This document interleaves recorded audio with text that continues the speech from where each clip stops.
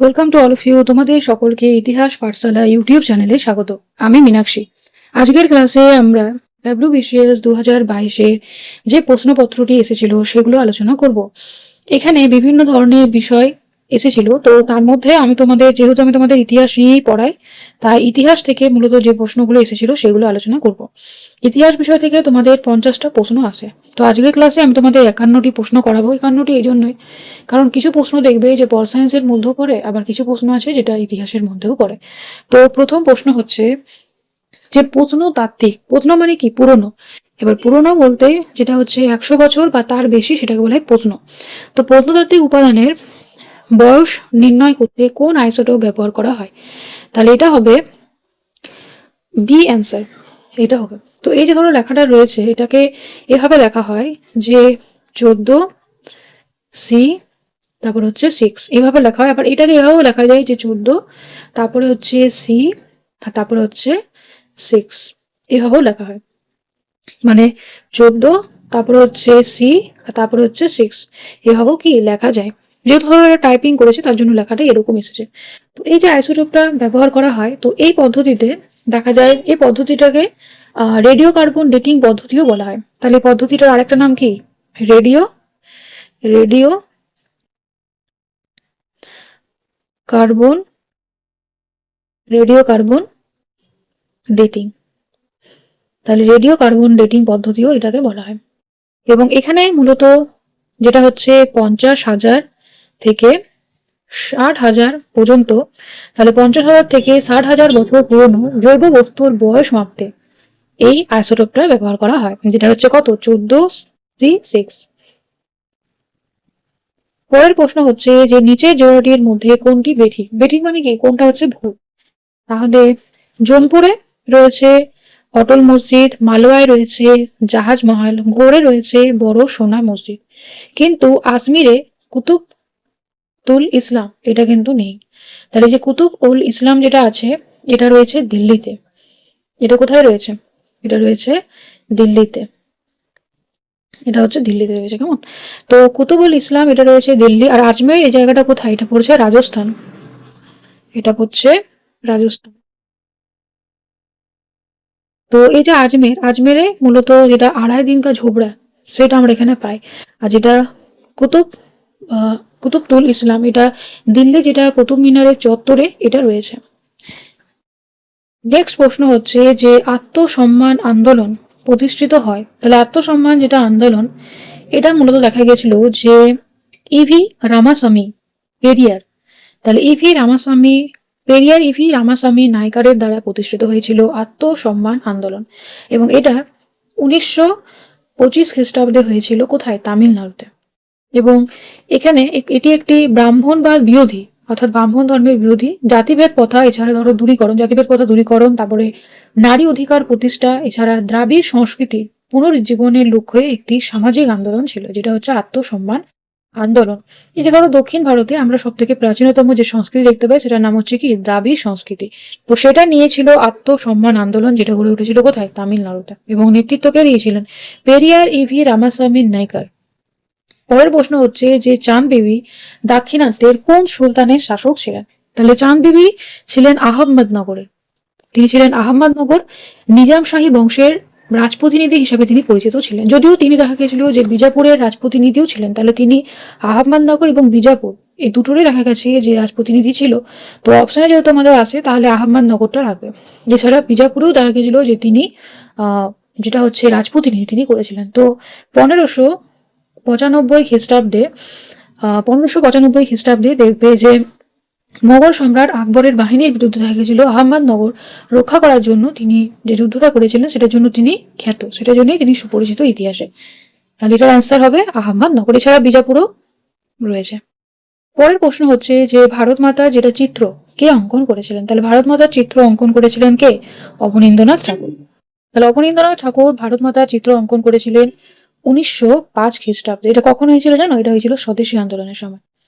এবং স্বদেশী আন্দোলনের সময় দেখা যায় যে জাতীয়তাবাদের প্রতীক হিসাবে এটি ব্যবহৃত হয়েছিল। তো বঙ্কিমচন্দ্র চট্টোপাধ্যায় যেটা আনন্দমঠ উপন্যাসের ধারণার উপর ভিত্তি করে তিনি এটি এঁকেছিলেন। এবং এই যে চিত্রটা রয়েছে ভারত মাতার যে চিত্রটা, এই চিত্রটা ভিক্টোরিয়া মেমোরিয়াল মিউজিয়ামে সংরক্ষিত রয়েছে, মানে বর্তমানে ভিক্টোরিয়া মেমোরিয়াল মিউজিয়ামে রাখা আছে। এবং এই যে মূর্তিটা রয়েছে, মূর্তিটাতে দেখা গেছে যে ভারত মা, যার 4টা হাত, এবার 4টা হাতে দেখা গেছে যে অন্ন, বস্ত্র, শিক্ষা এবং আধ্যাত্মিকের প্রতীক, এগুলো মায়ের হাতে অর্পণ করা রয়েছে।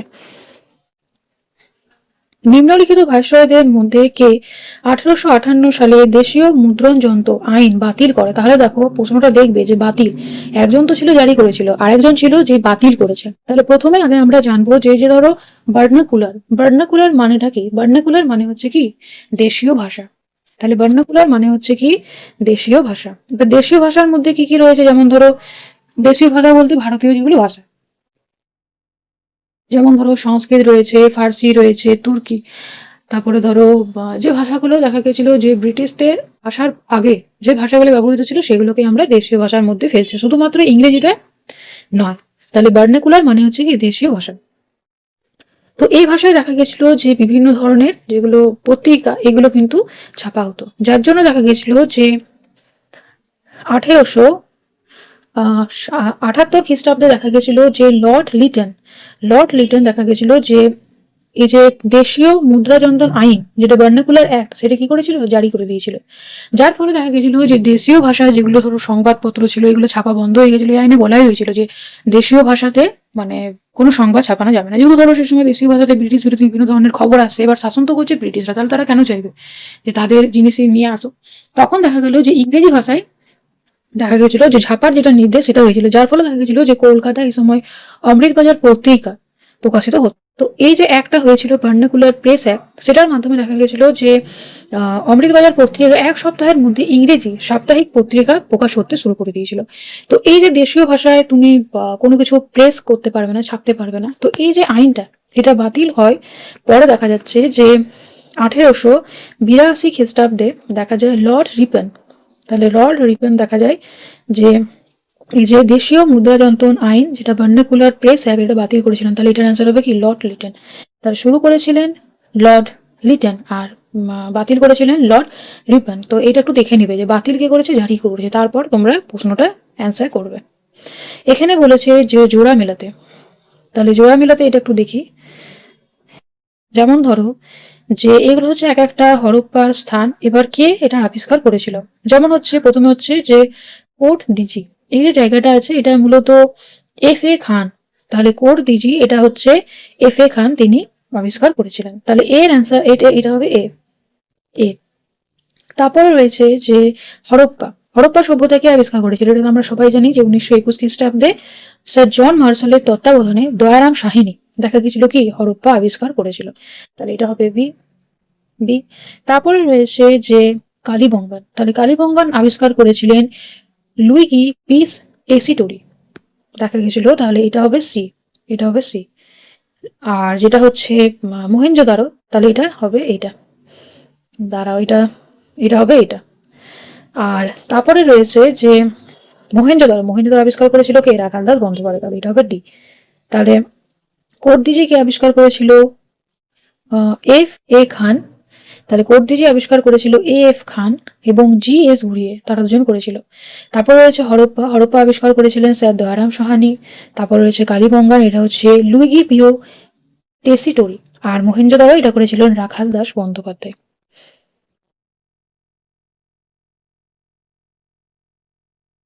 এরপর রয়েছে যে বঙ্গভঙ্গের সময় রাখি বন্ধন উৎসব আহ্বান করেন কে? তাহলে এটা আমরা প্রত্যেকেই জানি যে যখন 1905 খ্রিস্টাব্দে যখন বঙ্গভঙ্গ হয়েছিল, সেই সময় দেখা গেছিল যে রাখি বন্ধন উৎসবটা পালিত হয়েছিল, এবং এটা কে করেছিল, এটা করেছিলেন রবীন্দ্রনাথ ঠাকুর। এবং এই উৎসবের মাধ্যমেই তিনি কি করেছিলেন, যে বাংলার মাটি বাংলার জল, এই যে গানটি, এই গানটি তিনি গেয়েছিলেন। এবার এই দিনে দেখা গেছিল যে 1905 খ্রিস্টাব্দে 16ই অক্টোবর দেখা গেছিল যে রন্ধন, যেটা হচ্ছে অরন্ধন দিবস পালিত হয়েছিল। তাহলে এটার নাম বানানটা হচ্ছে কি অরন্ধন, তাহলে অরন্ধন এটা। তাহলে অরন্ধন যেটা রয়েছে সেই দিবসটা পালিত হয়েছিল 1905 খ্রিস্টাব্দে 16ই অক্টোবর। এই যে অরন্ধন মানে হচ্ছে যেদিন উনুন জ্বালাবে না, মানে যেদিন দেখা গেছিল যে যেহেতু ধরো বাংলাটাকে ভঙ্গ করা দেওয়া হচ্ছে, তার কতিপয় দেখা গেছিল যে সেদিন বাংলার বাড়িতে দেখা গেছিল যে কেউ রান্না চাপায়নি।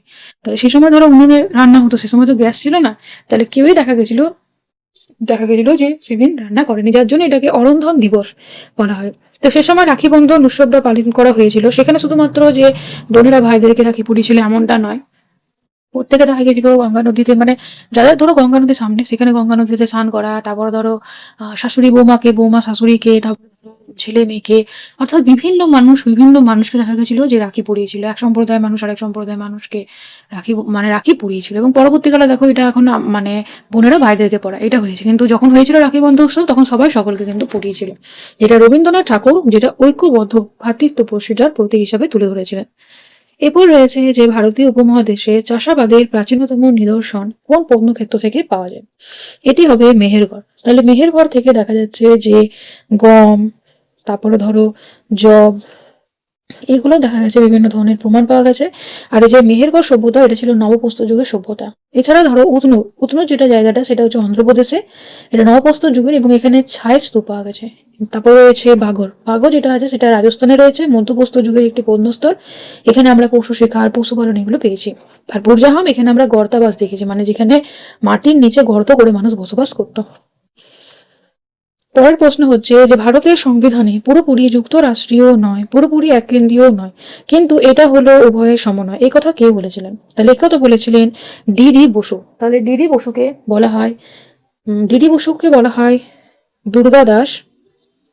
তাহলে দুর্গা দাস বসু, তাকে সংক্ষেপে বলা হয় ডিডি বসু, তিনি এই কথাটা বলেছিলেন। আর বি আর আম্বেদকর, তিনি বলেছিলেন যে সংবিধানটি পরিস্থিতির প্রয়োজন অনুযায়ী এককেন্দ্রিক বা যুক্তরাষ্ট্রীয় উভয় রূপ ধারণ করতে পারে, মানে যেমন পরিস্থিতি সেই অনুযায়ী এককেন্দ্রিক বা যুক্তরাষ্ট্রীয় উভয় রূপ ধারণ করতে পারে। তাহলে এটার অ্যান্সার হবে ডিডি বসু। পরের প্রশ্ন হচ্ছে যে অরবিন্দ ঘোষ কাকে the prophet of a great political creed, অর্থাৎ একটি মহৎ রাজনৈতিক মতের পয়গম্বর বলে সম্মানিত করেছেন। এটা হবে বিপিন চন্দ্র পাল। তার বিপিন চন্দ্র পালকে দেখা গেছে যে তিনি এটি বলেছেন। আসলে বিপিন চন্দ্র পালের যেটা রাজনৈতিক দূরদৃষ্টি, তারপরে ধরো ভারতের পূর্ণ স্বরাজ অর্জনের প্রতি তার যে অটল বিশ্বাস, সেটা দেখে অরবিন্দ ঘোষ তাকে এই বিশেষ উপাধিটি দিয়েছিলেন। পরে রয়েছে যে কে হুমায়ুন নামা রচনা করেছিলেন। তাহলে আমরা দেখবো যে মোগলরা যখন ভারতে এলো তখন দেখবো আমরা বিভিন্ন ধরনের আত্মজীবনী দেখতে পাই। যেমন ধরো রয়েছে বাবর নামা। তাহলে বাবরের হচ্ছে বাবর নামা, যেটা তুর্কি ভাষায় লেখা। এছাড়া ধরো হুমায়ুন নামা, এটা কিন্তু ফার্সি ভাষায় লেখা। একমাত্র বাবরেরটাই কিন্তু তুর্কি, বাকিগুলো যেমন ধরো জাহাঙ্গীর নামা সেটাও ফার্সি ভাষায় লেখা। বাবর নামা একটা যেটা তুর্কি ভাষায় লেখা, চাগদাই তুর্কি এই ভাষাটাই লেখা। তো এখানে বলছে যে হুমায়ুন নামা কে রচনা করেছিলেন, এটা করেছিলেন গুলবাদন বেগম। গুলবাদন বেগম ছিলেন বাবরের কন্যা, হুমায়ুনের বোন, এবং আকবরের অনুরোধে দেখা গেছিল যে এই গ্রন্থটি তিনি ফার্সি ভাষায় লিখেছিলেন। নেক্সট প্রশ্ন হচ্ছে যে কোন আইন ব্রিটিশ সরকারকে রাজনৈতিক কার্যকলাপ দমন করার চরম ক্ষমতা দিয়েছিল? এটা আমরা জানি যে রাওলাট অ্যাক্ট। রাওলাট যে আইনটা হয়েছিল এটা আমরা 1919 খ্রিস্টাব্দে দেখতে পাবো, অর্থাৎ প্রথম বিশ্বযুদ্ধের পর। আসলে প্রথম বিশ্বযুদ্ধ যখন হলো তখন দেখা গেছিল যে ভারত থেকে প্রচুর পরিমাণ সৈন্য দেখা গেছিল নিয়ে যাওয়া হয়েছিল তাদের যুদ্ধের জন্য। প্রচুর মানুষ মারা গেছিল, প্রচুর সৈন্য দেখা গেছিল যে তাদের আত্মবলিদান করেছিল। তো সে সময় আসলে বিষয়টা কি হয়েছিল যে গান্ধীজিও বলেছিল যে যেন মানে এখানে যেন যোগদান দেয়। কারণ গান্ধীজি যখন আফ্রিকায় থাকতেন তখন তিনি দেখেছিলেন একটা জিনিস খুব ভালোভাবে লক্ষ্য করেছিলেন যে আফ্রিকাতেও তো যেমন ব্রিটিশরা ছিল, তাহলে আফ্রিকাতে ধরো কেউ ধরো কোনো আন্দোলন করতো, তাহলে ব্রিটিশরা কিন্তু সেখানে অতটা খারাপ ব্যবহার দিত না যতটা ভারতে দিত। মানে ওখানে যদি ধরো কোনো কিছু একটা আন্দোলন হচ্ছে তাহলে তাকে তো তারা শুনতো বা তারা হয়তো দাঁড়িয়ে যেত। কিন্তু এখানে ধরো কোনো একটা কিছু একটা হচ্ছে, কারোর হয়তো কোনো দাবি রয়েছে, তাহলে এমন একটা ব্যবস্থা করা হয়তো সে হয়তো মাটিতে বসে আন্দোলন করছে, এবার গাড়ি দিয়ে হয়তো তাদের পিছিয়ে মেরে দেওয়া হলো। এটা কিন্তু ভারতে হতো, কিন্তু আফ্রিকার ক্ষেত্রে দেখা গেছিল যে এমনি হতো না। যদি কেউ যদি আন্দোলন করতো তাহলে সেখানে দেখা যেত গাড়িটা থামিয়ে দেওয়া হতো, বুঝলে? তো যার জন্য দেখা গেছিল যে গান্ধীজি ভেবেছিলেন যে যদি আমরা প্রথম বিশ্বযুদ্ধে তাদের যদি সহায়তা করি তাহলে তারা ভারতের বিভিন্ন ধরনের সুযোগ সুবিধা দেবে। যার ফলস্বরূপ দেখা গেছিল যে ভারতে প্রচুর সৈন্য দেখা গেছিল তাদের দেশে মানে তারা যুদ্ধে জড়িয়েছিল। তো এরপরে দেখা গেল যে বিভিন্ন ধরনের প্রতিশ্রুতি দিয়েছিল ব্রিটিশ সরকারের সময়, যে তোমরা যদি এই যুদ্ধে আসো তাহলে এই তোমাদেরকে সাহায্য করা হবে, বিভিন্ন প্রতিশ্রুতি দিয়েছিল। তো যখন দেখা গেল যে প্রথম বিশ্বযুদ্ধ শেষ হয়ে গেল তখন দেখা গেল যে তারা কি করলো, রাওলাট অ্যাক্ট এটা করে দিল। মানে প্রথমে তারা বলেছিল বিভিন্ন ধরনের সুযোগ সুবিধা দেবে, তাহলে তারা সুযোগ সুবিধা তো দিলই না, তার উপর কি করলো, রাওলাট আইন এটা করে দিচ্ছে। এই যে রাওলাট আইন, এটা কি বলা হয়েছিল যে ধরো সন্দেহভাজন কোনো একজন ব্যক্তিকে কোনো প্রমাণ ছাড়া অনির্দিষ্ট কালের জন্য তাকে বন্দি করে রাখা, এটাকে আবার বলা হয় নো দলিল, নো উকিল, নো আপিল। এবং এটা প্রথম বিশ্বযুদ্ধের পর দেখা গেছিল যে জাতীয়তাবাদী যেটা আন্দোলন সেটাকে দমন করার জন্য এটা তৈরি করা হয়েছিল, এবং বিচারপতি সিডনি রাউলার তার সভাপতিত্বে দেখা গেছিল যে একটি কমিটি সুপারিশের ভিত্তিতে এই আইনটি পাশ হয়েছিল। এবং পরবর্তীকালে দেখবে যে রাউলার আইনের প্রতিবাদ করে জালিয়ানবাগে যেটা হত্যাকাণ্ড সেটা হয়েছিল। তাহলে এটার অ্যান্সার হবে কি, যেখানে রাজনৈতিক কার্যকলাপ দমন করার ক্ষমতা, চরম ক্ষমতা, সেটা হবে রাউলাট অ্যাক্ট।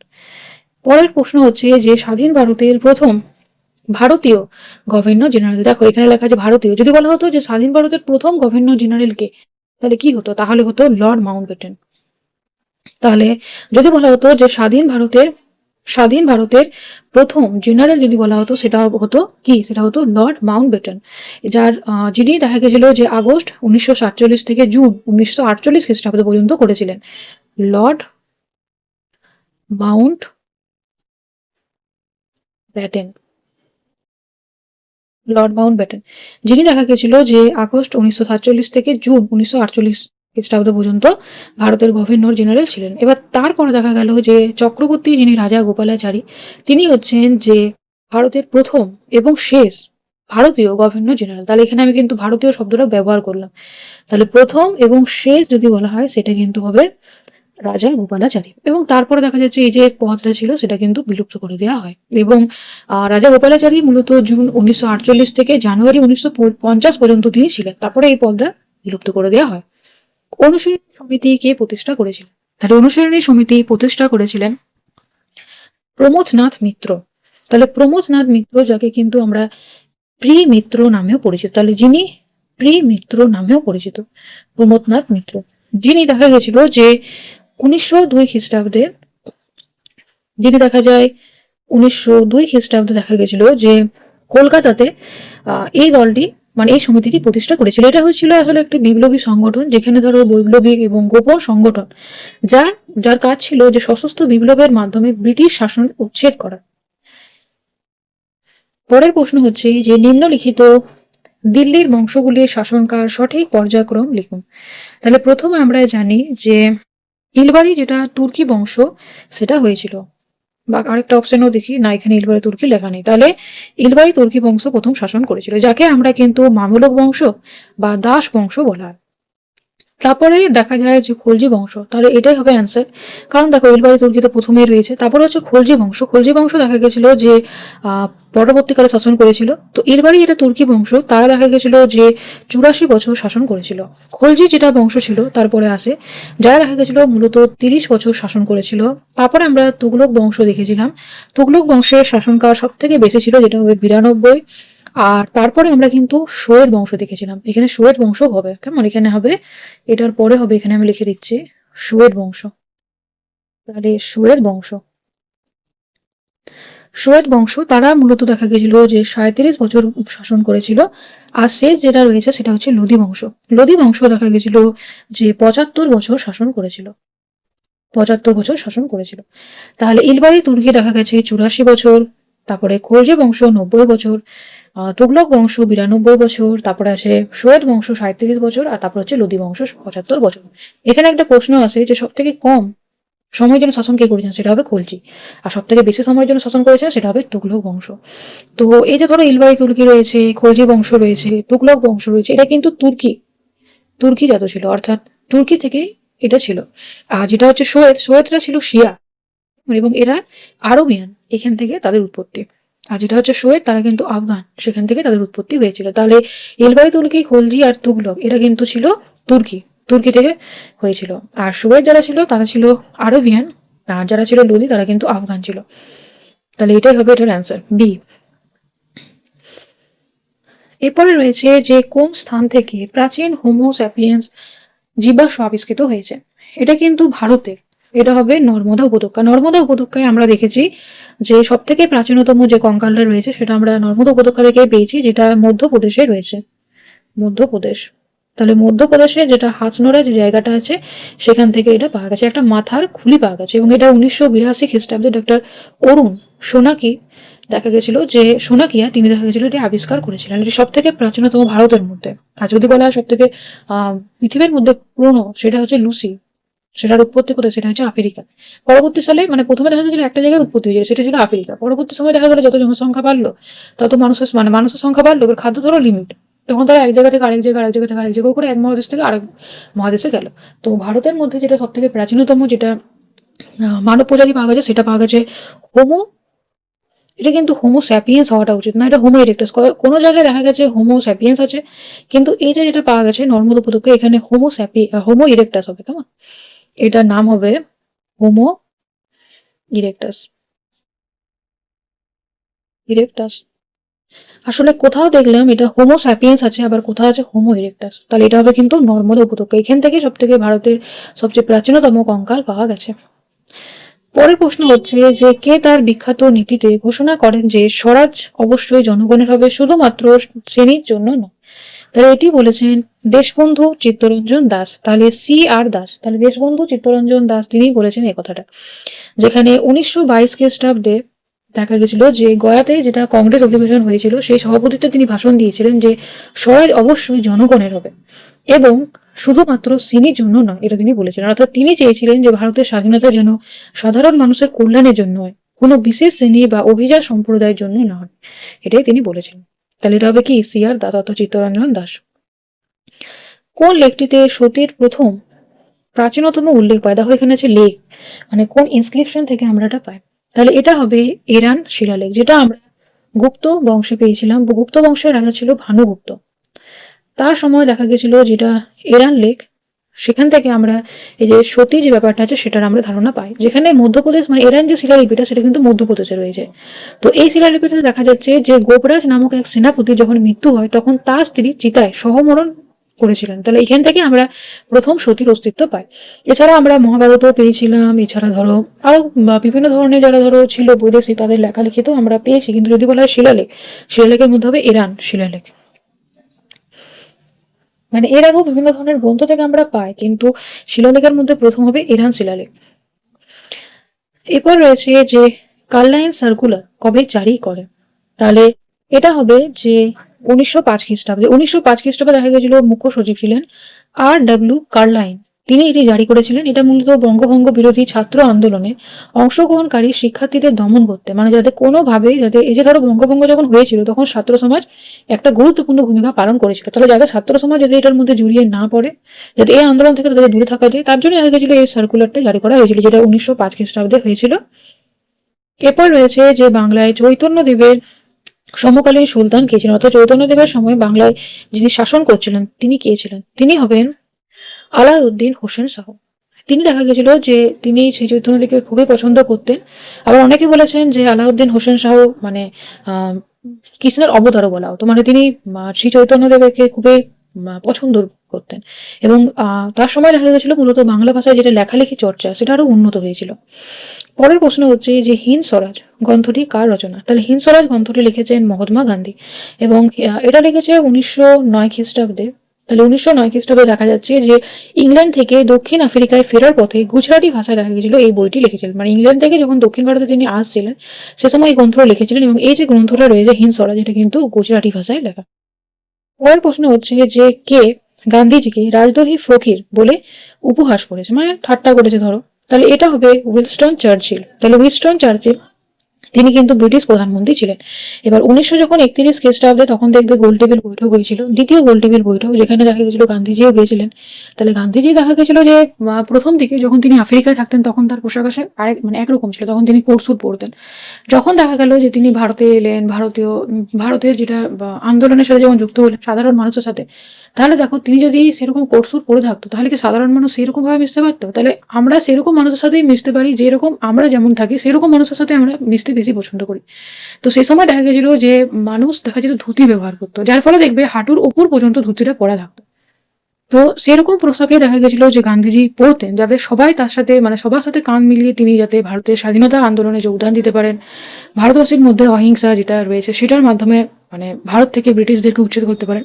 তো সে সময় দেখা গেছিল যে যখন দ্বিতীয় গোলটেবিল বৈঠক হয়েছিল তখন গান্ধীজি ওই পোশাকে পরে গেছিলেন, অর্থাৎ যে ধুতি যেটা ছিল ওইটাই পরে গেছিলেন। তো সেটাকে দেখেই তিনি রাজদ্রোহী ফকির বলেছেন।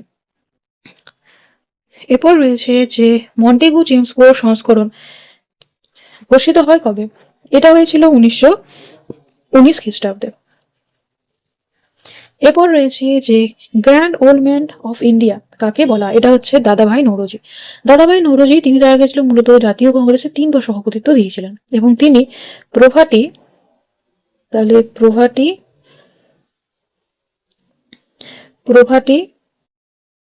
And unBritish unBritish rule in India, এই যে গ্রন্থটা আছে সেটা তিনি লিখেছিলেন। তাহলে poverty and unBritish rule in India এই গ্রন্থটা লিখেছিলেন। এছাড়া তিনি ট্রেন্ড অফ ওয়েলথ এই ধারণাটি দিয়েছিলেন, মানে প্রচুর পরিমাণ সম্পদ দেখা গেছিল ভারত থেকে বেরিয়ে কোথায় চলে গেছিল, ব্রিটেনে চলে গেছিল। এবং তিনি যেহেতু ধরো প্রবীণ ছিলেন, মানে তিনি খুবই সিনিয়র ছিলেন, প্রবীণ ছিলেন, প্রজ্ঞা ছিলেন এবং ভারতের স্বাধীনতার জন্য তিনি আজীবন দেখা গেছিল যে তার অবদান, সেটার জন্যই তাকে grand old man of India বলা হয়। এরপর রয়েছে যে কে বুলন্দ দরওয়াজা নির্মাণ করেছেন, তাহলে বুলন্দ দরওয়াজা নির্মাণ করেছিলেন আকবর। তাহলে এটা অ্যান্সার হবে আকবর। আকবর দেখা যাচ্ছে যে 1573 খ্রিস্টাব্দে দেখা গেছিল যে গুজরাট বিজয়, তো সেটা স্মৃতিতেই দেখা গেছিল উত্তরপ্রদেশের ফতেপুর সিক্রিতে তিনি দেখা গেছিল ওই নির্মাণ করেছিলেন। তাহলে এবং এটা যেটা ছিল এটা কিন্তু লাল বেলে পাথর এবং মার্বেল দিয়ে তৈরি করেছিল বুলন্দ দরওয়াজা, যেটি গুজরাট যেটা জয় সেটাকে স্মরণ করে। এরপর রয়েছে যে ভারতের সামরিক কৌশল হিসাবে তুলঘুমা সর্বপ্রথম কে ব্যবহার করেছিলেন, এটা হবে বাবর। মানে বাবর যখন যুদ্ধ করেছিলেন তখন দেখা গেছিল যে তিনি এটা ব্যবহার করেছিলেন। মূলত 1526 খ্রিস্টাব্দে আমরা জানি যে পানিপথের প্রথম যুদ্ধ হয়েছিল, যেখানে রণক্ষেত্রে দেখা গেছিল যে ইব্রাহিম লোদিকে নিহত করে দিয়েছিল। তো সে সময় দেখা গেছিল তুলগুমা পথা, এটা হচ্ছে একটা যুদ্ধ রণনীতি। মানে একটা ধরো রাজা যখন আমরা দেখতাম যুদ্ধ হতো, তাহলে যুদ্ধ কি হঠাৎ হয়ে যেত, তার জন্য কিন্তু রণনীতি হতো যে এইভাবে সৈন্যরা আসবে, এইভাবে শত্রুকে ঘেরাও করবে, এটার পরে ধরে থাকবে প্রথমে থাকবে যেগুলো ধরো আগ্নেয় অস্ত্র, তারপরে ধরো থাকবে হাতি, এরকম বিভিন্ন ভাবে যে যে নীতি সেটাকে বলা হয় তুলগুমা পথা, যেটা দেখা গেছিল বাবর করেছিল ওই প্রথম পানিপথের যুদ্ধের সময়। এরপর রয়েছে যে কবে গান্ধী আরউইন চুক্তি হয়েছিল, তাহলে এটা হবে 1931 খ্রিস্টাব্দে। এটা গান্ধীজি মানে মহাত্মা গান্ধী এবং ভাইসরয় ছিলেন লর্ড ডারউইন, দুজনের মধ্যে হয়েছিল। এটার আবার অপর নাম হচ্ছে দিল্লি চুক্তি। তাহলে এটার অপর নাম হচ্ছে দিল্লি চুক্তি। এবং এখানে দেখা গেছিল যে এই চুক্তিটার পর গান্ধীজি কি করেছিলেন, আইন অমান্য আন্দোলনটাকে স্থগিত রেখেছিলেন, মানে বন্ধ রেখেছিলেন এবং দ্বিতীয় গোলটেবিল বৈঠকে যোগদান করেছিলেন। নেক্সট প্রশ্ন হচ্ছে যে নিম্নে উল্লেখিত সংখ্যাগুলির মধ্যে কোনটি বেগা সম বলতে বোঝাতো, তাহলে এটা হবে বৃষ্টি। এটা মূলত আমরা গুপ্ত যুগে দেখতে পাই, মানে রাজাকে বিভিন্নভাবে কর দেওয়া হতো, তার মধ্যে একটা ছিল বৃষ্টি, যেটা বিনা পারিশ্রমিকে বাধ্যতামূলক সম ছিল, যেখানে প্রজারা রাজাকে সমের মাধ্যমে কর প্রদান, মানে ধরো রাজা শাসনকালে প্রত্যেকে কর দিতে হতো। এবার সবাই নিজের মতো দিত, কেউ ধরো আহ কোনো শস্য দিত সেভাবে কর মুক্ত, কেউ নগদ অর্থ দিত, কেউ দেখা যেত যে বন থেকে বিভিন্ন ধরনের ধরো দ্রব্য সামগ্রী সংগ্রহ করে, মধু কাঠ সেগুলো দেখা যেত সেটা যোগান দিত, তাহলে এইভাবে কি করতো, কর দিত। এবার অনেকেই ছিল যারা শ্রম, মানে কিছুদিন ধরো মাসের কিছুটা দিন, তো মাসের মধ্যে 4-5 দিন মানে বিনা কোনো টাকা মানে পারিশ্রমিকে রাজার হয়ে কাজ করা, তো সেভাবে করটাকে নিত, সেটাকে একটা হচ্ছে বৃষ্টি। পরের প্রশ্ন হচ্ছে যে নিম্নলিখিতর মধ্যে কে the philosophy of the bomb, যেটা বোমার দর্শন গ্রন্থটি রচনা করেছিলেন, এটি হবে ভগবতী চরণ বোহারা, তিনি করেছিলেন। এবং এটা 1929 খ্রিস্টাব্দে দেখা গেছিল যে হিন্দুস্তান সোশ্যালিস্ট এটা রিপাবলিক অ্যাসোসিয়েশনের পক্ষ থেকে এই পুস্তিকাটি তিনি লিখেছিলেন। এরপর আছে যে র্যাড ক্লিফ লাইন, মানে যেমন ধরো ভারতের সাথে আফগানিস্তান সেটা যেমন ধরো একটা আলাদা লাইন আছে, তারপরে ধরো যেমন ডুরাল লাইন, তারপরে ধরো ভারতের সাথে চীনের রয়েছে সেটা ম্যাকমোহন লাইন, তারপরে ধরো র্যাড ক্লিফ লাইন এটা ভারতের সাথে পাকিস্তান। তো এটা বলে দিলাম যে ভারতের সাথে পাকিস্তানের এই যে লাইনটা, এটা 17ই আগস্ট দেখা গেছিল যে 1947 খ্রিস্টাব্দে দেখা গেছিল এই লাইনটা পাস হচ্ছে, মানে নিয়ে বলে দিচ্ছে মানে এই জায়গাটা ভারতের মধ্যে পড়ছে, এই জায়গাটা পাকিস্তানের মধ্যে পড়ছে। পাকিস্তান বলতে সেটা পশ্চিম পাকিস্তান আবার পূর্ব পাকিস্তান। তাহলে ভাবো যে 15ই আগস্ট দেশ স্বাধীন হচ্ছে, প্রত্যেকে ভেবেছিল আমরা স্বাধীন, এবার 17ই আগস্ট দেখা যাচ্ছে যে সীমানাটাকে নির্ধারণ করে দেওয়া হচ্ছে যে এই জায়গাটা পাকিস্তান আর এই জায়গাটা ভারত। তাহলে যেখানে যেখানে ধরো লাইনটা টানা হয়েছিল, তাহলে এক জায়গার মানুষ চেয়েছিল অন্য জায়গায় যেতে, তাহলে এই যে এক জায়গা থেকে আরেক জায়গায় এখানে দেখা গেছিল একটা সাম্প্রদায়িক একটা খুবই ভয়াবহ দাঙ্গা হয়েছিল। তাহলে দেশ ভাগের যেটা স্বাধীনতা সেটা মানুষের মধ্যে ছিলই না, অনেক সময় লেগেছে সেটা ক্ষতিপূরণ মেটাতে। এখনো বলতে পারো কাশ্মীর যে সমস্যাটা রয়েছে সেটা তো পরবর্তীকালে মানে রাজা করেছিল, হিন্দু রাজা, তার জন্য বলতে পারো। তো এই যে 17 আগস্ট যেটা, সেটা র্যাডক্লিফ লাইন এটা করা হয়েছে, যেটা ভারত এবং পাকিস্তানের মধ্যে। পরের প্রশ্ন হচ্ছে যে আরব পর্যটকরা নিম্নোক্ত কোন রাজবংশকে বলহরা নামে অভিহিত করেছিলেন? তাহলে এটা হবে রাষ্ট্রকূট। রাষ্ট্রকূটদের বলহরা বলা হতো, আর এটার মানে হচ্ছে রাজাদের, তাহলে রাজাদের রাজা, তাহলে এটার মানে হচ্ছে রাজাদের রাজা। রাষ্ট্রকূটদের বলা হতো বলহর। পরের প্রশ্ন হচ্ছে যে কে সার্ভেন্ট অফ ইন্ডিয়া সোসাইটি স্থাপন করেছিলেন? এটা করেছিলেন গোপাল কৃষ্ণ গোখলে। এটা 1905 খ্রিস্টাব্দে করেছিলেন, 1905 খ্রিস্টাব্দে। এবং এটা মহারাষ্ট্রে, যেটা পুনে, সেখানে করেছিলেন। এখানে ধরো শিক্ষার প্রসার, তারপর ধরো অস্পৃশ্যতা দূরীকরণ, সামাজিক সংস্কার, এই সমস্ত বিষয় নিয়ে এই সোসাইটি কাজ করত।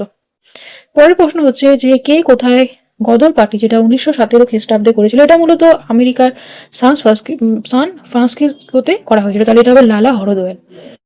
লালা হরদয়াল তিনি করেছিলেন, এবং এটার উদ্দেশ্য ছিল ব্রিটিশ শাসনের অবসান ঘটিয়ে স্বাধীনতা অর্জন। নেক্সট প্রশ্ন হচ্ছে যে রামপ্রসাদ বিসমিল্লার নাম কোন মামলার সাথে যুক্ত?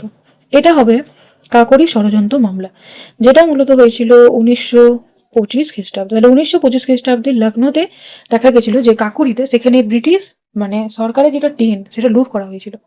এবার বিচারে দেখা গেছিল যে 1927 খ্রিস্টাব্দে বিচারে দেখা যাচ্ছে যে রামপ্রসাদ বিসমিল্লা তাকে কিন্তু ফাঁসি দেওয়া হয়েছিল।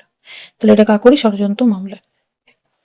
এরপর রয়েছে যে গুপ্ত সম্রাট শকদের ধ্বংস সাধন করেছিলেন। তাহলে যে গুপ্ত সম্রাট শকদের ধ্বংস সাধন করেছিলেন তিনি হচ্ছেন, এটা হবে দ্বিতীয় চন্দ্রগুপ্ত। তাহলে দ্বিতীয় চন্দ্রগুপ্ত, যার আরেকটা নাম হচ্ছে মানে উপাধি হচ্ছে বিক্রমাদিত্য।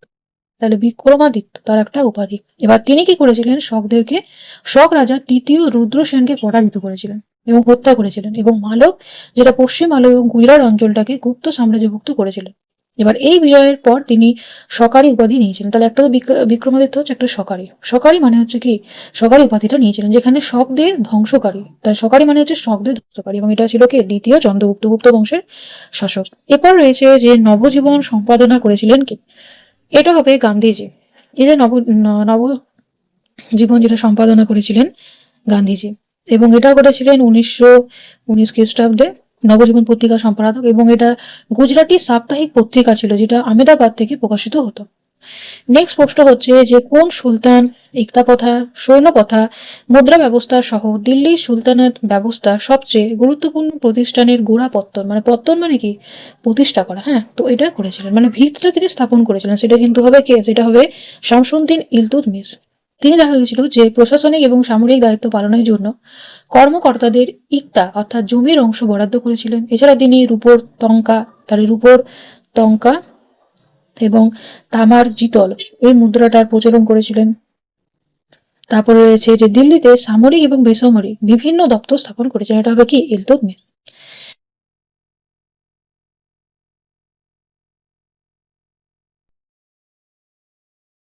ভারতের সংবিধান কত তারিখে গণপরিষদে কর্তৃক গৃহীত হয়েছিল? গণপরিষদ মানে হচ্ছে যেখানে ভারতের সংবিধানটাকে রচনা করা হয়েছিল। তো কত তারিখে দেখা গিয়েছিল যে সংবিধান গৃহীত হয়েছিল? এটি হবে 26শে নভেম্বর 1949 খ্রিস্টাব্দে। দেখা যায় যে গণপরিষদে ভারতীয় সংবিধান গৃহীত হয়, এবং গণপরিষদে যারা সদস্য ছিলেন তারা দেখা গেছিল যে সেটা স্বাক্ষর করেছিলেন সংবিধানটি। এবং পরবর্তী সময় দেখা যায় যে 1950 খ্রিস্টাব্দে, যেটা 26শে জানুয়ারি, সেই দিন দেখা গেছিল যে ভারতীয় যেটা সংবিধান সেটা কার্যকর হয়েছিল। এবং 26শে জানুয়ারি এর জন্য যেন প্রজাতন্ত্র দিবস, আর যেটা হচ্ছে 26শে নভেম্বর, এই দিনটিকে ভারতে আইন দিবস বা সংবিধান দিবস বলা হয়। তাহলে আইন দিবস বা সংবিধান দিবস হিসেবে পালন করা হয় কবে? 26শে নভেম্বর। তাহলে এটির অ্যান্সার হবে 26শে নভেম্বর 1949 খ্রিস্টাব্দে। নেক্সট প্রশ্ন হচ্ছে যে এখানে বিভিন্ন ধরনের এগুলো হচ্ছে এক একটা জনপদ, এগুলো হচ্ছে জনপদ, আর এগুলো হচ্ছে রাজধানী। তাহলে বলছে যে কার সাথে কার মিল রয়েছে, এখানে লেখা আছে যে তুলনা করতে। তাহলে একটা হচ্ছে যে মেরিয়গণ, তাদের রাজধানী ছিল পিপলিগণ, এটা ঠিক। তারপরে রয়েছে বিদেহগণ, তাদের রাজধানী ছিল মিথিলা, এটার অ্যান্সারও ঠিক।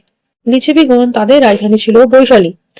আর মল্লদের মূলত দুটো রাজধানী ছিল, একটা ছিল কুশিনারা, তাহলে একটা ছিল কুশিনারা, আর একটা হচ্ছে পাবা। এই যে পাবা জায়গাটা আছে, এখানে দেখা গেছিল যে মহাবীর এবং গৌতম বুদ্ধ উভয় দেখা গেছিল যে পাবা যে জায়গাটা আছে এখানে বয়সের শেষ সময়টা দেখা গেছিল এখানেই অতিবাহিত করেছিলেন। তো এটা যেটা মল্লদের রাজধানী হচ্ছে কি কুশীনগর এবং পাবা, তাহলে কপিলাবস্তু তো হবে না, তাহলে এটা ভুল। তাহলে এখানে এ বি এবং সি, তাহলে এটার আনসার হবে অপশন এ। পরের প্রশ্ন আছে যে নিম্নলিখিতর মধ্যে কে বারদৌলি সত্যাগ্রহের সঙ্গে যুক্ত ছিলেন 1928 খ্রিস্টাব্দে। এই যে বারদৌলি সত্যাগ্রহটা হয়েছিল এটা মূলত বারদৌলি যে জায়গাটা আছে সেটা রয়েছে গুজরাটে এবং এটা 1928 খ্রিস্টাব্দে হয়েছিল। সর্দার বল্লভভাই প্যাটেল দেখা গিয়েছিল যে এই আন্দোলনের সাথে যুক্ত ছিলেন এবং এটা ছিল ভূমি রাজস্বের বিরুদ্ধে কৃষকদের একটি অহিংস আন্দোলন। এবং এরপরে দেখা যাবে যে বারদৌলির যারা মহিলারা ছিল তারা সর্দার বল্লভভাই প্যাটেলকে, এই যে সর্দার শব্দটা ব্যবহার করছি, সর্দার এই উপাধিতে ভূষিত করতো। তাহলে সর্দার উপাধিতে দেখা গেছিল যে ভূষিত করতো, সেখান থেকে আমরা সর্দার বল্লভভাই প্যাটেল বলি। তাহলে বারদৌলির মেয়েরা এটা করেছিল, তো সর্দার উপাধিটা দিয়েছিল, তারপর থেকেই সর্দার বল্লভভাই প্যাটেল নামেই তিনি ছিল। এরপর রয়েছে যে চৌরি চৌরা ঘটনা। আবার এই যে আছে প্রশ্নটা, তো এটার সাথে সরাসরি বল্লভভাই প্যাটেল যুক্ত ছিলেন এবং পরোক্ষভাবে মহাত্মা গান্ধীও যুক্ত ছিলেন, কিন্তু অ্যান্সারে তোমাদের বল্লভভাই প্যাটেলই তোমরা লিখবে। তাহলে গান্ধীজি, তাহলে এটার সাথে কে জড়িত ছিল? এটার সাথে জড়িত ছিল গান্ধীজিও পরোক্ষভাবে, কিন্তু বল্লভভাই প্যাটেলই বারদৌলি সত্যাগ্রহের সাথে যুক্ত ছিলেন। পরের প্রশ্ন হচ্ছে যে চৌরি চৌরা কোথায়? চৌরি চৌরা এটা আমরা জানি যে চৌরি চৌরা হচ্ছে উত্তরপ্রদেশের গোরখপুর যে জেলাটা রয়েছে সেখানে। এবং এই যে চৌরি চৌরা জায়গাটা এটা খুবই গুরুত্বপূর্ণ। 1922 খ্রিস্টাব্দে, যেটা 4 ফেব্রুয়ারি, সে সময় দেখা গেছিল যে অসহযোগ আন্দোলনের সময় পুলিশ এবং আন্দোলনকারীর মধ্যে সংঘর্ষ হয়েছিল এবং তখন দেখা যায় যে একটি থানা জ্বলিয়ে দেওয়া হয় এবং সংঘর্ষে দেখা যায় যে 22 জন পুলিশ মারা যায়। তো এই যে ঘটনাটা এটাকে বলা হয় চৌরি চৌরা ঘটনা। অর্থাৎ গান্ধীজি বুঝতে পেরেছিল যে অসহযোগ আন্দোলন যেটা শুরু হয়েছিল সেটার মধ্যে সরকারকে সাহায্য না করা, তাহলে সেটার মধ্যে হিংসা প্রবেশ করেছে, যেটা আমরা চৌরি চৌরা ঘটনার মাধ্যমে দেখেছিলাম। তো এটা গোরখপুরে রয়েছে এবং তারপরে দেখা যায় যে অসহযোগ আন্দোলনটা প্রত্যাহার করে নিয়েছিলেন গান্ধীজি। কোন মুঘল রাজপুত্র আবুল ফজলকে হত্যা করেছিলেন? তাহলে আবুল ফজল কে ছিলেন প্রথমে আগে সেটা জানবো। তাহলে আবুল ফজল তিনি ছিলেন আকবরের সভাসদ এবং তিনি দেখা গেছিল যেটা আকবরনামা, তারপরে ধরো তাহলে আকবরনামা, তারপরে রয়েছে আইনি আকবর, এই দুটো গ্রন্থ দেখা গেছিল যে আইন-ই আকবর এই গ্রন্থগুলো লিখেছিল, আইনি আকবরী এই গ্রন্থগুলো লিখেছিল। এবং তিনি আকবরের যে 9 জন সভাসদ ছিল, নবরত্ন ছিল, তাদের মধ্যে একজন ছিলেন আবুল ফজল। পরবর্তী সময় আমরা জানি যে আকবরের সাথে তার জ্যেষ্ঠ পুত্র ছিল সেলিম, তার মধ্যে সংঘর্ষ হয়েছিল। এবার সেলিম মনে করেছিল যে আবুল ফজল হয়তো তার সিংহাসন যেটা আহরণের পথে বাধা সৃষ্টি করছে এবং যার ফলে দেখা যাচ্ছে যে বীর সিংহ বুন্দেলা সাহায্যে, তাহলে বীর সিংহ বুন্দেলা তার সাহায্যে তার সাহায্যে দেখা গেছিল সেলিম, তাহলে সেলিম নির্দেশ দিয়েছিল কাকে? বীর সিং বুন্দেলাকে। তো দেখা যাচ্ছে যে বীর সিং বুন্দেলা তিনি দক্ষিণ থেকে যখন ফিরছিল আবুল ফজল তখন দেখা যাচ্ছে হত্যা করে দিয়েছিলেন। অর্থাৎ 1602 খ্রিস্টাব্দে দেখা যায় আকবরের জ্যেষ্ঠ পুত্র সেলিম, যিনি পরবর্তীকালে যখন শাসক হলেন তখন জাহাঙ্গীর নামে পরিচিত, তো তিনি মনে করেছিলেন যে তার সিংহাসন আহরণের পথে বাধা মনে করেছিলেন আবুল ফজলকে, যার জন্য বীর সিং বুন্দেলার সাহায্যে দক্ষিণ থেকে ফেরার পথে আবুল ফজলকে হত্যা করা। এবং এতে দেখা গেছিল যে আকবর খুবই শোকাহত হয়েছিলেন, কারণ আকবরের খুবই বিশ্বস্ত একজন মানুষ ছিলেন আবুল ফজল। এরপর রয়েছে যে পুনা চুক্তি কত সালে স্বাক্ষরিত হয়? তাহলে পুনা চুক্তি এটি হয়েছিল 1932 খ্রিস্টাব্দে এবং এই যে চুক্তিটা হয়েছিল এখানে দেখা গেছিল সাইন করেছিল বি.আর. আম্বেদকর এবং মহাত্মা গান্ধীর পক্ষ থেকে মদন মোহন মালব্য এই চুক্তিটাই স্বাক্ষর করেছিলেন। এবং এটার পুনে যেটা ওয়েবওয়াদার যেটা কেন্দ্রীয় কারাগার সেইখানে স্বাক্ষরিত হয়েছিল এবং এখানে বলা হয়েছিল যে প্রাদেশিক যেটা আইনসভায় দলিতদের জন্য যেটা সংরক্ষিত আসনের সংখ্যা 71 থেকে বাড়িয়ে সেটা করা হয়েছিল 148 করা হয়েছিল। এই যে প্রশ্নটা আছে এটা WBCতেও এসেছিল এই প্রশ্নটা, তাহলে WBCS এবং WBC এখানে এই দুটোতে এই প্রশ্নটা এসেছিল যে পুনা চুক্তি কত সালে স্বাক্ষরিত হয়। এটা আসেনি, এটা এসেছিল যে এই যে পুনা চুক্তিটা হয়েছিল তো সেখানে দেখা গেছিল যে সংরক্ষিত যেটা আসন দলিতদের জন্য সেটা কত করা হয়েছিল, তাহলে এটার অ্যান্সার ছিল 148, তাহলে 71 থেকে 148 বাড়ানো হয়েছিল। বাংলার তত্ত্বাবধানী সভার প্রতিষ্ঠাতা কে ছিলেন? তাহলে বাংলার তত্ত্বাবধানী সভা প্রতিষ্ঠাতা ছিলেন দেবেন্দ্রনাথ ঠাকুর। তিনি দেখা গেছিল যে 39 খ্রিস্টাব্দে দেখা গেছিল যে কলকাতায় এই সভা প্রতিষ্ঠা করেছিলেন, যেখানে উপনিষদের জ্ঞান প্রচার, তারপরে ব্রাহ্ম ধর্মের আদর্শ প্রচারের উদ্দেশ্যে এই সভাটি গঠিত হয়েছিল। মানে তৎকালীন সময় কি করতো, খ্রিস্টান মিশনারি বিভিন্নভাবে ধর্মান্তরিত করার চেষ্টা করতো। এবার সেই জন্যই দেখা গেছিল যে বিভিন্ন ধরনের সোসাইটি হচ্ছে ভারতের, যেগুলো মানে প্রাচীন যেগুলো ধরো গ্রন্থ রয়েছে, সেগুলো যেটা মহত্ব সেগুলো তুলে ধরা হতো। তো সেটারই কাজ করেছিল দেবেন্দ্রনাথ ঠাকুর তার তত্ত্বাবধানী সভার মাধ্যমে। নেক্সট রয়েছে যে প্রাচীন ভারতে দেখা গেছে যে মূলত এই যে বৌদ্ধ ধর্মের প্রতি আকৃষ্ট বিভিন্ন সময় দেখা গেছে যে পর্যটকরা এসেছিল, আবার অনেকে এমনিও এসেছিল বন্ধুত্বতার খাতিরে। তো বিদেশি পর্যটকদের সময়কাল যদি সাজানো হয় তাহলে মেগাস্তিনিস হবে প্রথম, কারণ তিনি চন্দ্রগুপ্ত মৌর্যের শাসনকালে এসেছিলেন। তারপরে হবে যে ফাহিয়েন। ফাহিয়েন তিনি মূলত গুপ্ত বংশের শাসক দ্বিতীয় চন্দ্রগুপ্তের আমলে এসেছিলেন এবং তিনি লিখেছিলেন ফোকৌকি, সরি এটা ফাহিয়েন হবে। তাহলে প্রথমে এসেছিলেন মেগাস্তিনিস, তিনি লিখেছিলেন ইন্ডিকা গ্রন্থ। তারপর হচ্ছে ফাহিয়েন। ফাহিয়েন হচ্ছে গুপ্ত শাসক দ্বিতীয় চন্দ্রগুপ্তের শাসনকালে দেখা গেছিল ফাহিয়েন এসেছিল এবং তিনি লিখেছিলেন কৌকি এই গ্রন্থটা। তাহলে মেগাস্তিনিস লিখেছিলেন ইন্ডিকা, ফাহিয়েন লিখেছিলেন ফোকৌকি। তারপর রয়েছে হিউয়েনসাং। হিউয়েনসাং হবে তৃতীয়, যিনি হর্ষবর্ধনের রাজত্বকালে এসেছিলেন। তিনি মূলত যেটা নালন্দা যেটা বিশ্ববিদ্যালয়, সেখানে অধ্যয়নের জন্য তিনি এখানে এসেছিলেন। আর যেটা হচ্ছে ইৎসিং, তিনি হবেন চতুর্থ। মানে হর্ষবর্ধনের রাজত্বের পরে দেখা যাচ্ছে যে প্রায় 50 বছর পর দেখা যাচ্ছে যে ইৎসিং এসেছিল।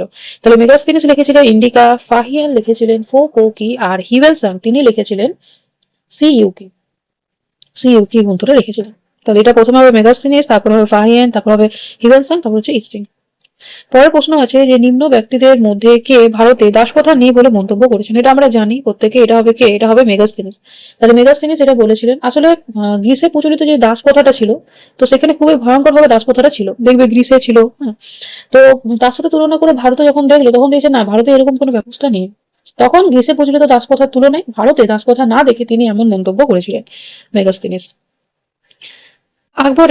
অশোকের লেখমালায় উল্লেখিত সিরিয়ার গ্রিক রাজার নাম কি ছিল? তাহলে এটা হবে অ্যান্টিওকাস দ্বিতীয় থিওস। তিনি তিনি দেখা গেছিল যে এসেছিলেন। তাহলে অশোকের যেটা লেখমালা রয়েছে সেখানে সিরিয়ার গ্রিক রাজার নাম রয়েছে অ্যান্টিওকাস দ্বিতীয় থিওস, বুঝলি? তাহলে শিলালেখে তার নাম রয়েছে, তিনি আসেননি কিন্তু তার মানে অশোকের শিলালেখে তার নাম রয়েছে। এবং শিলালেখে মূলত অ্যান্টিওকাস দ্বিতীয় থিওসকে বলা হয়েছে ইয়বন রাজ। তাহলে ইয়বন রাজ আন্তিওক। তাহলে এই যে শব্দটা সেটা ব্যবহার করা হয়েছে, আন্তিওক এই শব্দটা ব্যবহার করা হয়েছে। এটা কাকে বলা হয়েছে? এটা বলা হয়েছে অ্যান্টিওকাস দ্বিতীয় থিওসকে। নেক্সট প্রশ্ন হচ্ছে যে গৌতম বুদ্ধর বাণী প্রথম প্রচারকে কি বলা হয়? তাহলে এটা আমরা প্রত্যেকেই জানি যে ধর্মচক্র প্রবর্তন। তাহলে ধর্মচক্র প্রবর্তন বলা হয় যেখানে দেখা যাচ্ছে যে সারনাথ যে জায়গাটা রয়েছে, সেখানে সারনাথে যেটা বিবাহ উদ্যান, সেখানে 5 জন শিষ্যের মধ্যে দেখা গেছিল যে তিনি তার ধর্ম প্রচার করেছিলেন এবং এটাই দেখা গেছিল ইতিহাসে ধর্মচক্র প্রবর্তন নামে পরিচিত। অসহযোগ আন্দোলন পরিকল্পনা গ্রহণ করা হয়। তাহলে অসহযোগ আন্দোলনটা মানে এই যে ধরো পরিকল্পনাটা গ্রহণ করা হয়েছিল কংগ্রেসের কোন অধিবেশনে? এটা হবে নাগপুর অধিবেশনে। তাহলে এটা হবে কংগ্রেসের নাগপুর অধিবেশন, যেটা হয়েছিল কত 1920 খ্রিস্টাব্দে। এবং তারপরে দেখা যাচ্ছে অসহযোগ আন্দোলনটা গ্রহণ করা হয়েছিল। নেক্সট প্রশ্ন হচ্ছে যে কোন মুঘল সম্রাট বা রাজপুরুষ উপনিষদের ফার্সি অনুবাদ করেছিলেন? এটা আমরা জানি যে শাহজাহানের যিনি জ্যেষ্ঠ পুত্র তার নাম হচ্ছে কি দারাশিকো।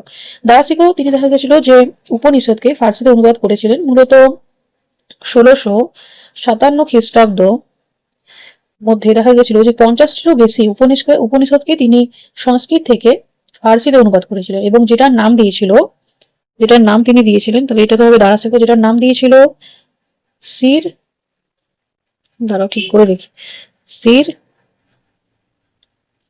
ই আকবর। তাহলে সির ই আকবর, তাহলে সির ই আকবর এটা বলা হয়েছিল, সির ই আকবর এই নামটা দিয়েছিল। মানে কারণ তিনি শাহজাহানের জ্যেষ্ঠ পুত্র দারাশিকো, যিনি উপনিষদটাকে ফার্সিতে অনুবাদ করেছিলেন এবং তিনি দেখা গেছিল 50টিরও বেশি উপনিষদ সংস্কৃত থেকে ফার্সিতে অনুবাদ করেছিলেন এবং যেটার নাম দিয়েছিলেন সির ই আকবর। তাহলে আজকের ক্লাসে যতগুলো প্রশ্ন ছিল সেগুলো সব আলোচনা করা হলো। তোমরা বলবে যে তোমাদের ক্লাসগুলো কেমন লাগছে। তোমাদের যদি ভালো লাগে তোমরা নিশ্চয়ই আমার কমেন্টের মাধ্যমে জানাবে। তোমাদের যদি ডাব্লিউবিসিএস সম্বন্ধে যদি অন্য কোনো প্রশ্ন থাকে হিস্ট্রি রিলেটেড, সেটাও তোমরা জানাতে পারো। এছাড়া ডাব্লিউবিসিএস এর যেগুলো আরো যে প্রশ্ন রয়েছে প্রিভিয়াস ইয়ার, সেগুলো আমি কিন্তু তোমাদেরকে ধীরে ধীরে দেওয়ার চেষ্টা করবো। তোমরা একটু কমেন্টের মাধ্যমে জানাবে, তাহলে সেই অনুযায়ী আমি কিন্তু ভিডিওটা তোমাদের দেওয়ার চেষ্টা করবো। Thank you for watching. Please like share subscribe my channel.